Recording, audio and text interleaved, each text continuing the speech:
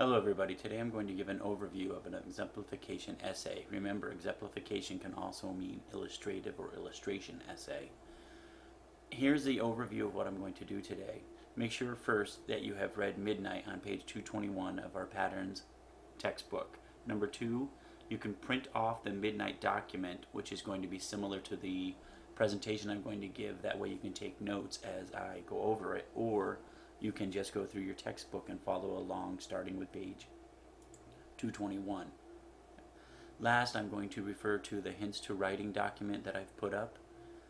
This is the document that gave you hints about how to create a thesis, the patterns of how to get your paragraphs organized and conclusions, etc. So if you have that with you, that will help as well. Okay, let's go. Let's go to the presentation. So you should be on page 221 or have the document that you've printed off from Blackboard. First of all, the title of this essay is called Midnight. Here is the introduction. I've put little comment clues here, so if you were to click on here and you come over to here, you can read what I've written. The author uses a story or an anecdote to start this essay. If you take a look at our writing guide, if you come up here, introductory paragraph, strategies to introduce, this person is chosen to use number 3 to tell an anecdote or a story. This is coming from the Word document that I put up on PowerPoint to help you guys with your writing. Let's go back. So to recap, they used an anecdote or a story as the introduction to their exemplification essay. If we go back here, let me click this. This is the introduction, and they put their thesis statement as the last sentence of the sentence. If you take a look, let me read it for you. I could see in their tired faces the grief and hardship of working at a dry cleaning plant. We know that they're going to give us examples of the hard work and how difficult it is for them, for her parents, or their parents, the author's parents. I also put a comment here. This is an open thesis because it does not give us the specific hardships that the parent had to deal with. It is open to interpretation.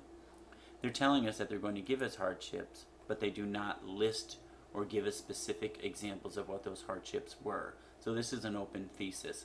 Again, I prefer to use a closed thesis where I would list the exact hardships. This way I give my reader a great idea of what they're going to read.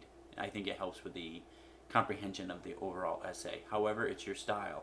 You can choose an open thesis or you can choose to use a closed thesis. So to recap, this is the introduction paragraph. This person decided to use a story to get our interest, and then they gave us the thesis statement, which is an open thesis statement. The next paragraph is usually the paragraph that talks about the first example they want to give. Excuse me, I've gone too far. But if you notice in this paragraph, the author has made this paragraph a transitional paragraph. If you take a look here, this is a great paragraph of background information to give your reader, especially if you think they do not have enough background to fully understand the context of your essay. Remember, you need to know your audience. If you think your audience will have a great knowledge or a lot of background information, then you probably wouldn't need to use this transitional paragraph. However, I think the author or the writer of this essay decided that I think they need more information, therefore I'm going to give them that information in the first body paragraph before I start giving my major details in the other body paragraphs. Let's take a look at the end of this paragraph. I'm going to read the sentence because it's important. Like Bonnie Smith Yackel's mother in the essay, my mother never worked. My parents constantly struggled to regain some competence and dignity and order in their lives. 123. This is what you guys will be doing later on in the semester. You must give citations. You must let me know or the other readers know where your information is coming from. This is a direct quote because there are quotation marks. They gave the author's name, so here all they had to do is add the page number where they found it, since the author they've already given to us. If they did not mention the author's name, the author would be here, Yackel's 123. This way we know that the author is Yackel, and we got it from their story on page 123. So to recap this paragraph, it is a transitional paragraph. They wanted to give us more background information, and they also included a citation, which is in MLA format. The next paragraph is our first real example that they're going to give the support to the thesis statement of the hardships the parents have gone through. If you take a look here, at work my parents had to meet certain quotas. That's a great topic sentence. What are those quotas? And then the rest of the paragraph tells us what the quotas were. Let's take a look at the next paragraph. Not only were my parents' jobs physically demanding, but they also required long hours. Again, topic sentence. It's the first sentence, which I like to write. Sometimes I don't. We'll go to another example of that later on in this essay. And then they go on to tell us about the hours that their parents had to go through. They also list here, in the same paragraph, they did not stop even when they were burned by a hot iron or by steam from a press.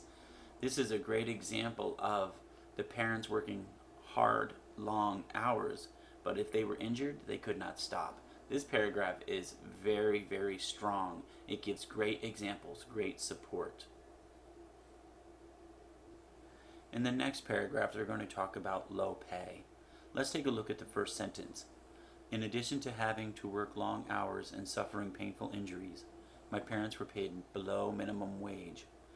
This sentence has two purposes. First of all, it's the topic. This paragraph is going to tell us about the minimum wage, how they did not make a lot of money. But if you look at the first part, in addition to having to work long hours, it is tying in this paragraph, the last paragraph, to the new paragraph. This is creating cohesiveness.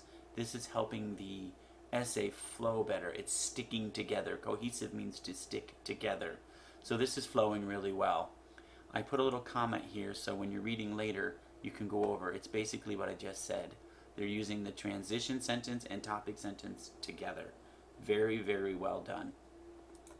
Let's continue. Here's the conclusion. I put a little comment here. You could read that. What I wanted to point out is that they use the word midnight purposefully because the title of the paper was Midnight. So they want to come full circle. They started with the word midnight. They're going to end the essay with the word midnight. And then the rest of the essay, if you read it, they are restating their thesis statement, but they're using different words. Very, very good job. And then here's the work cited. I put a comment here. Look at the word work cited. Since they only used one citation, this is a work cited. If you use two citations or more, then this would become a works cited, plural, with an S. So this is Smith Yackel Bonnie. So Smith Yackel must be her whole last name. So we know that the author's name is Bonnie Smith Yackel. Here is the story, and they found it in our patterns book, and it was print. So they don't have the e-version of the book. They have the actual hard copy print book of patterns. This is an example of what you will be using for your essays and for your discussion boards. So if you print this off, keep it. It's a great guide. If you have any questions, let me know. I hope this helped, and I will talk to you later. Thank you. Bye.